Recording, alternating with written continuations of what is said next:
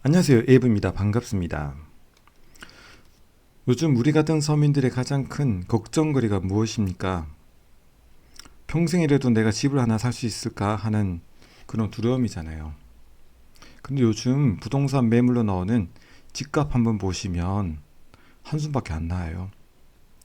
왜 그러면 한국의 부동산이 이렇게 되었는지, 그럼 이런 상황 가운데서 어떻게 해야지 내가 과연 재테크를 잘해서 집을 마련할 수 있을지, 그거에 대해서 제가 오늘 알려드리겠습니다. 우리가 서울이나 수도권에 집을 못 사는 이유는 명확합니다. 우리가 일을 열심히 안 해서가 아닙니다. 월급으로는 더 이상 집을 살 수 없는 그런 제도적인 구조가 만들어졌기 때문에요. 한국의 이런 제도적인 구조가 바뀌지 않는 이상은 앞으로도 집 사는 것은 더욱더 힘들어질 겁니다. 최근에 한국부동산원이 발표한 2026년 6월 1주차 주간 아파트 가격 동향을 보면요. 서울 아파트 매매 가격 지수는 전주 대비해서 0.25% 상승하면서 7주 연속으로 상승세를 이어가고 있습니다. 특히 동대문구나 성동구 같이 정주 여건이 좋은 아파트들을 중심으로 해서 계속해서 신고가 거래가 지속되고 있습니다. 부동산 R124나 직방 등의 업계에 따르면요. 작년 2025년에 약 3.1만 개였던 1만 가구였던 서울 아파트 입주 물량이 2026년 올해는 약 1만 6천 가구로 사실상 반토막이 났습니다. 서울의 적정 수요량이 4만에서 5만 가구임을 감안할 때는 지독한 공급 가뭄이라는 거죠. 이 상황을 쉽게 설명하면, 예를 들어서 피카소의 그림이 경매에 나왔어요. 그러면 피카소의 팬이 많잖아요. 그래서 피카소의 그 그림을 살 사람이 많을수록 경매 가격이 오르는 겁니다. 지금의 집값 상황이 그거와 같은 거죠. 집값이 자꾸 오르니까 전세값도 심상치가 않아요.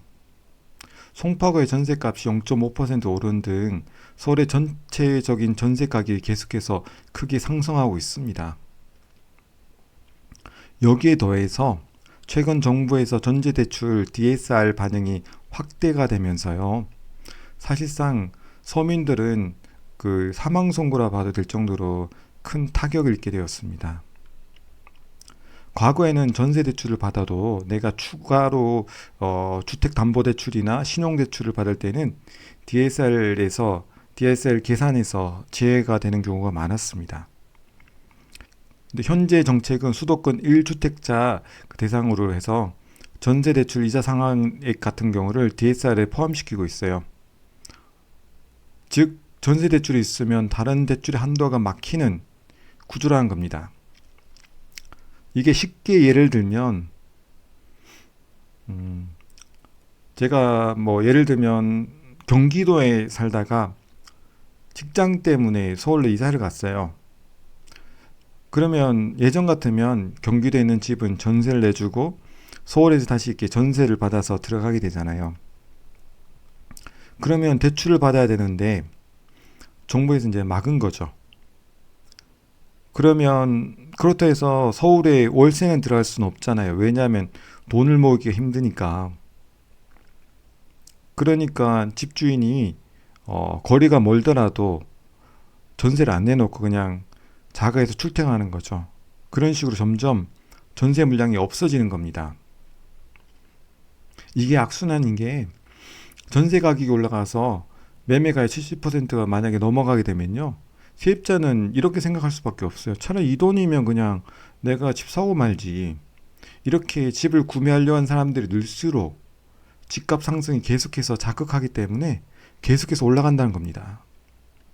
그럼 왜 일반인들은 월급으로 집을 못 살까요? PIR 지표라고 있어요. 대표적인 지표인데, 만약에 PIR이 20이면 내가 10원 한 푼 안 쓰고 20년 동안 월급을 고스란히 저축해야지 집을 살 수 있다는 겁니다. 요즘 서울의 PIR 지표가 20에서 25 정도 왔다 갔다 하고 있어요. 심각하죠.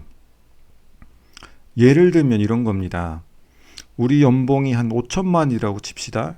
그래서 옷도 안 사고 외식도 안 하고 차도 안 사면서 돈을 모아요. 그래서 적금 1년 2천만 원 합니다. 그렇게 해야지 한 50년 정도 뒤에 집을 살 수 있다는 겁니다. 더 무서운 거는요. 그동안에도 집값은 계속해서 오른다는 겁니다. 또한 정부 입장에서는 복지도 해줘야 되고 여러 가지 정책을 하려고 하다 보면 돈이 필요하잖아요. 그러면 한국은행에다가 돈을 찍어낼 수밖에 없거든요. 그 돈이 시장이 풀리게 되면 유동성의 공급이 과잉이 되고, 다시 말해서 원화 가치는 다시 또 하락이 되고 집값은 또 상승할 수밖에 없다는 겁니다. 참 생각만 해도 어지럽네요. 거기다가 내 연봉 상승률과 집값의 상승률을 비교하면요. 서울의 집값은 100km라는 자동차로 달려가고 있는데 내 월급은 겨우 5km 속도로 따라가고 있는 겁니다. 이젠 정말 다시 말해서 저축으로 집을 살 수 있는 시대가 끝났다는 거예요. 그럼 어떻게 해야 되냐? 더 빠르게 상승하는, 더 빠르게 가격이 오르는 그런 자산을 사야 되는 거죠. 아까 제가 서울 집값이 100km로 달리는 자동차라 했잖아요.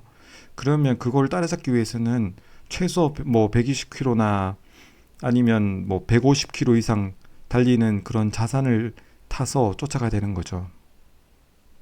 그럼 한국 주식을 살까요?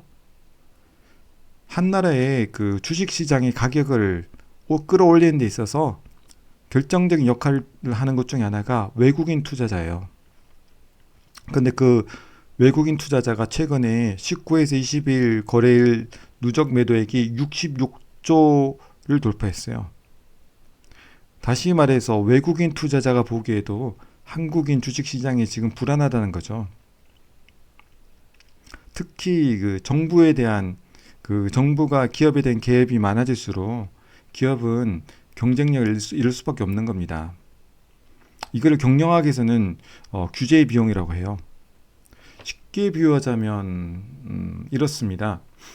요즘 스마트워치 사람들이 많이 사잖아요. 그래서 삼성이 이거를 다 캐치해서 빨리 스마트 시계 생산 공장을 지으려고 해요. 근데 규제가 많을수록 공장 짓는 속도가 늦어지는 거죠. 근데 그동안 발빠른 외국의 경쟁자들은 이미 시장을 장악하는 겁니다. 국내 주식은요, 이러한 불안 요소들이 너무 많아요.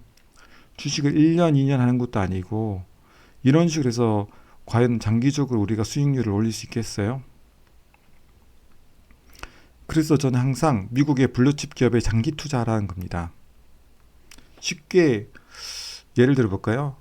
대표적인 배당주인 월마트 주가가 10년간 만약에 10년 전에 이 주식을 사서 배당금이 많이 나오잖아요. 이걸 재투자하면 평균 수익률이 19.56% 정도 됩니다. 그러면 이 20%는 거의 워린 버핏이랑 같은 수익률이에요. 웬만한 월가의 투자 대가들도 이 정도 수익률을 거둔 사람은 거의 없습니다. 더 구체적으로 예를 들어보면 10년 전에 내가 한 1억 정도 월마트 주식을 샀어요. 그러면 지금쯤 한 6억 3천만 원 정도 되는 겁니다. 그러면 그 주식 판돈과 주택담보대출을 받아서 한 9억에서 한 11억 대는 서울의 중저가 아파트를 사거나 아니면 수도원 상급지 아파트를 살 수 있는 겁니다. 재테크는 이렇게 해야 되는 겁니다. 오늘 여기까지 하겠습니다. 저희 채널을 구독해 주시면 향후 내 자산을 효율적으로 증식시키는 다양한 자산관리 방법에 대해서 알려드리겠습니다. 그럼 구독과 좋아요, 알림 설정까지 부탁드립니다. 감사합니다.